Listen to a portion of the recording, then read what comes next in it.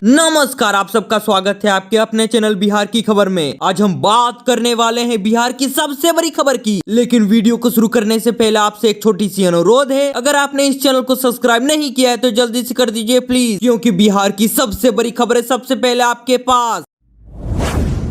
बिहार चुनाव से पहले नीतीश सरकार ने खोल दिया है पूरा खजाना। मालामाल तो होंगे मुखिया जी, मिलेंगे नए अधिकार। बिहार में इस साल विधानसभा के चुनाव होने वाले हैं। विधानसभा चुनाव में जीत दिलाने में पंचायत प्रतिनिधियों की बड़ी भूमिका होती है। इसी को ध्यान में रखते हुए एनडीए की सरकार ने खजाना खोल दिया है। वहीं पर उन्होंने नए अधिकार भी उन्हें दे दिए हैं। दरअसल बिहार सरकार ने मुखियाओं को मनरेगा के तहत अब 10 लाख रुपए तक की योजनाओं को स्वीकृति देने का अधिकार दे दिया है। इससे पहले मुखिया केवल 5 लाख रुपए तक की योजनाओं को ही मंजूरी दे सकते थे। ये घोषणा मुख्यमंत्री नीतीश कुमार ने पंचायत प्रतिनिधियों के साथ हुई बैठक में ली। इसके साथ ही सरकार ने पंचायत प्रतिनिधियों के मासिक भत्ते को भी 1.5 गुना तक बढ़ाने का आदेश जारी कर दिया है। पंचायत प्रतिनिधियों को केवल ही आकस्मिक मृत्यु पर 5 लाख रुपए देने का अनुग्रह प्रदान किया जाता था, लेकिन अब उनके कार्यालय में सामान्य मृत्यु होने पर भी 5 लाख रुपए की राशि भी दी जाएगी। इसके साथ ही पंचायत प्रतिनिधि यदि बीमार से ग्रसित हो जाते हैं तो उन्हें मुख्यमंत्री चिकित्सा सहायक कोष से स्वास्थ्य सुविधाएं भी उपलब्ध कराई जाएंगी। वहीं पर बिहार से पुलिस भर्ती को लेकर एक बड़ी अपडेट सामने आ रही है। बिहार के पुलिस या फिर सिपाही भर्ती के लिए लिखित परीक्षा होगी। 2025 का शेड्यूल भी जारी हो गया है। पूरी जानकारी के लिए चैनल पर बने रहे। बिहार पुलिस में 19,838 सिपाही पदों की बहाली के लिए केंद्रीय चयन पार्षद ने तो अब लिखित परीक्षा का डेट भी जारी कर दिया है। ये परीक्षा 6 चरणों में ली जाएगी। जानकारी के मुताबिक 16 जुलाई से शुरू होकर 3 अगस्त तक पूरी प्रक्रिया समाप्त हो जाएगी। पहली परीक्षा 16 तारीख, फिर 20 तारीख, फिर 23, फिर 27 एवं 30। उसके बाद अंतिम में 3 अगस्त को आखिरी परीक्षा होगी। इस सिपाही भर्ती के तहत 11 मार्च 2025 को विज्ञापन जारी हुआ था। उसके बाद 25 अप्रैल 2025 को आवेदन की तिथि की समाप्ति हो गई थी। इसके लिए तो करीब 17 लाख आवेदन दिया जा चुका है, लेकिन बाद में 33,000 के करीब आवेदन को तो रद्द कर दिया गया। इस परीक्षा में तो 16.5 लाख से अधिक शामिल होंगे विद्यार्थी। केंद्रीय चयन परिषद के अध्यक्ष और अपर पुलिस महानिदेशक जितेंद्र कुमार ने दावा कर दिया है कि इससे पहले भी परीक्षा ली गई थी, जिसमें पेपर लीक का मामला सामने ही नहीं आया और ये परीक्षा भी पूरी तरह से निष्पक्ष होगी। कहीं पर भी कोई पेपर लीक का मामला नहीं ही आएगा।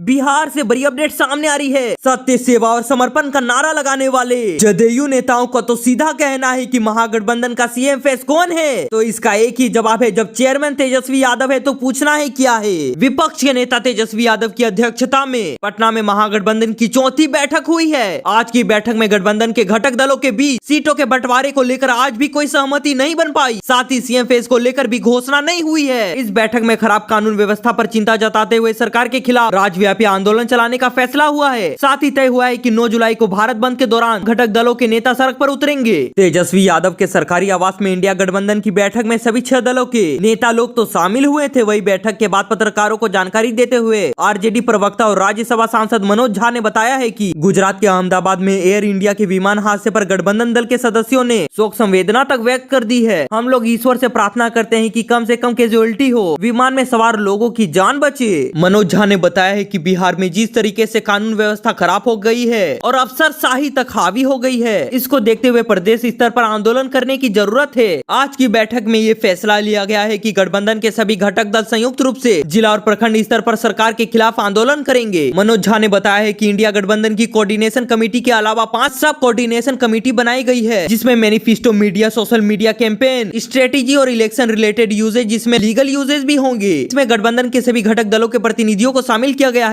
और आज की बैठक में भी ये लोग शामिल थे। आज की बैठक में सीट बंटवारे को लेकर क्या बातचीत हुई, इस सवाल पर मनोज झा ने तो खुलकर कुछ नहीं बोला है। उन्होंने बताया कि सब कुछ सही समय पर तय होगा और बंटवारे का फॉर्मूला तय होगा तो पत्रकारों को बता दिया जाएगा। उन्होंने बताया कि जल्द ही इंडिया गठबंधन की अगली बैठक बुलाई जाएगी।